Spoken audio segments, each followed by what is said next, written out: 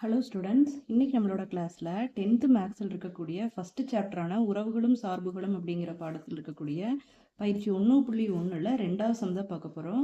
இந்த சம் பாருங்களேன், மே 2022 April 2022 2 time public எக்ஸாமில் கேட்டிருக்காங்க. ரொம்ப ரொம்ப இம்பார்ட்டண்டான 2 மார்க் சம் இது. ஸோ ஃபஸ்ட்டு சம் எப்படி போடுறதுன்னு பார்க்கலாம் பாருங்கள்.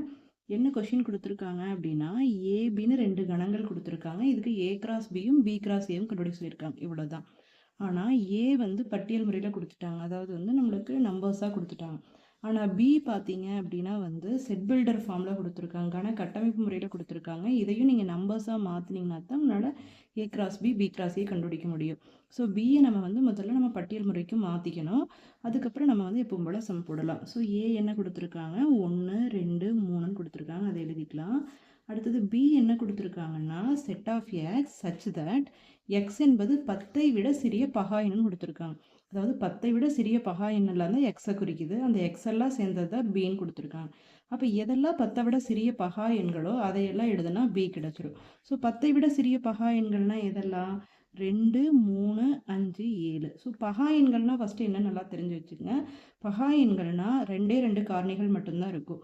ஒன்றால் வகுப்படும், இல்லைன்னா அதே நம்பரால் வகுப்படும். ஒன்னாலையும் தன்னாலையும் மட்டுமே வகுப்படும் எண்கள் தான் பகா எண்கள் அப்படிங்கிறது. இப்போ இந்த நம்பர்ஸ் எல்லாம் பாருங்களேன், இது வந்து 1ஆல் வகுப்படும், இல்லைன்னா 2ஆல் வகுப்படும், வேறு எதாலையுமே வகுப்படாது. 3ம் அதே மாதிரி தான், 5 7. இதுக்கு எல்லாமே 2 காரணிகள் மட்டும்தான் இருக்குது, 2 வகுத்திகள் மட்டும்தான் இருக்கும். ஸோ அந்த மாதிரி இருக்கிற எண்கள் தான் பகா எண்கள். ஸோ இதை எழுதிக்கிறோம். இதே மாதிரி 5 மார்க் சம்லையும் ஒரு சம் வரும். அதனால் பகா எண்களை நல்லா தெரிஞ்சு வச்சுக்கோங்க. ஸோ இப்போ நம்ம ஃபஸ்ட்டு ஏ கிராஸ் பி கண்டுபிடிக்க போகிறோம். ஏ கிராஸ் பின்னா என்ன, ஏ எடுத்து எழுதணும், கிராஸ் போட்டு பி எடுத்து எழுதணும். பி என்ன, 2 3 5 7. ஸோ இப்போ நீங்கள் வந்து ஒவ்வொரு நம்பரையும் இதில் இருக்கக்கூடிய ஒவ்வொரு நம்பரோட சேர்த்து வரிசை ஜோடிகளாக எழுத வேண்டியது தான். ஸோ 1, 2 1, 3 1, 5 1, 7. அடுத்து 2 சேர்த்துங்க.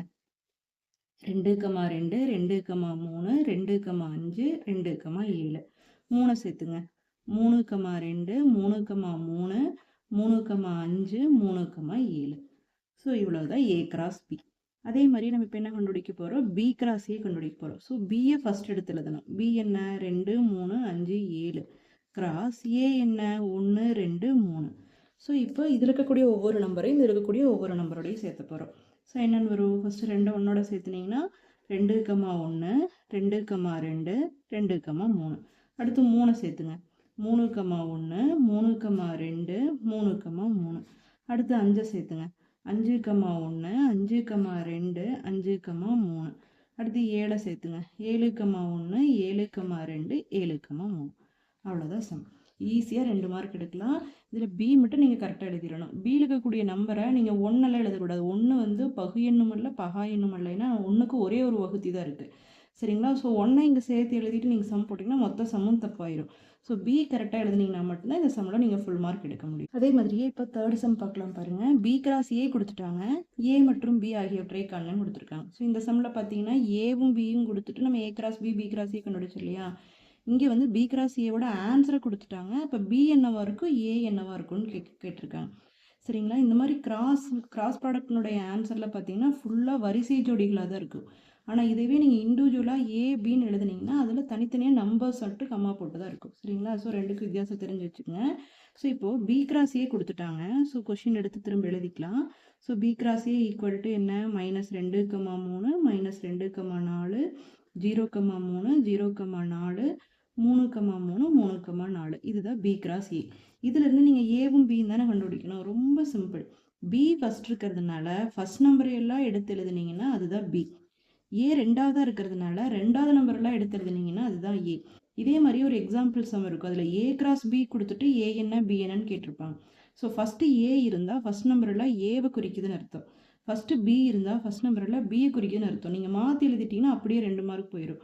ஆனால் கரெக்டாக புரிஞ்சுருந்தீங்கன்னா ஈஸியாக 2 மார்க் எடுத்துடலாம். ஸோ பி ஈக்குவல் டுன்னு போட்டு ஃபஸ்ட்டு பிஏவே எழுதிக்கலாம். ஏபி 2 தானே கண்டுபிடிக்கணும், ஏவை தான் ஃபஸ்ட் எழுதணுங்கிறது இல்லை. நீங்கள் பிஏ கூட ஃபஸ்ட் எழுதிக்கலாம். So B equal to note first நம்பர்லாம் எடுத்து எழுதுங்க. இதெல்லாம் ஃபஸ்ட் நம்பர் -2, மறுபடியும் -2 எழுத வேண்டியதில்லை. அடுத்தது 0 இன்னொருக்கு எழுத வேண்டியதில்லை. 3 ஒரு கணத்துக்குள்ளே ஒரு உறுப்பை ஒரு டைம் எழுதுனா போதும். அடுத்தது ஏ எழுதுங்க. ஏன்னா எந்த நம்பர் சொன்னால் செகண்டாக இருக்கிறதுனால செகண்ட் நம்பர் எல்லாம். இது செகண்ட் நம்பர் 3, இதில் செகண்ட் நம்பர் 4, இதில் செகண்ட் நம்பர் 3, செகண்ட் நம்பர் 4 3 4 ஒரு கை எழுதுனா போதும். இவ்வளோதான் ஆன்சர். ஸோ பிஏ கரெக்டாக எழுதுனீங்கன்னா 2க்கு ஈஸியாக 2 மார்க் எடுத்துடலாம். இந்த சம் பார்த்தீங்கன்னா ஏப்ரல் 2023லையும் ஜூலை 2024ன்னு 2 டைம் பப்ளிக் எக்ஸாமில் கேட்ட சம். சரிங்களா? நல்லா ப்ராக்டிஸ் பண்ணிக்கங்க. இந்த மாதிரியான மோர் வீடியோஸ்க்கு நம்ம சேனலை மறக்காமல் சப்ஸ்கிரைப் பண்ணிக்கங்க. தொடர்ச்சியாக பாருங்கள். 10th இருக்கக்கூடிய எல்லா சம்ஸுக்கான வீடியோஸ் நம்ம சேனலில் தொடர்ச்சியாக வரப்போகுது. உங்களுக்கு கண்டிப்பாக யூஸ்ஃபுல்லாக இருக்கும். தேங்க்யூ.